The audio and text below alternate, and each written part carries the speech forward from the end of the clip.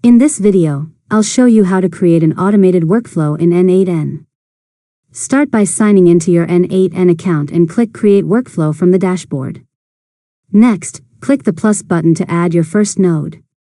Choose a trigger node, such as manual trigger, schedule trigger, webhook, or another trigger that fits your automation. After that, click the plus button again to add the next node.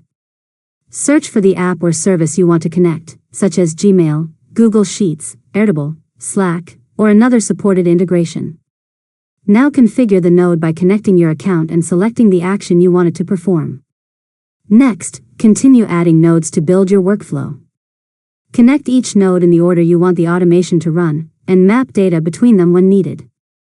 After that, click Execute Workflow to test your automation.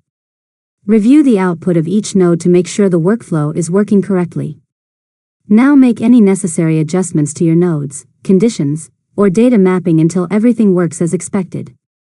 Finally, click Activate in the top right corner to turn on your workflow. Your automation will now run automatically whenever the selected trigger is activated. And that's it. You've successfully learned how to create an automated workflow in N8N. If you found this tutorial helpful, make sure to subscribe to Learn Mode Lab for more tutorials.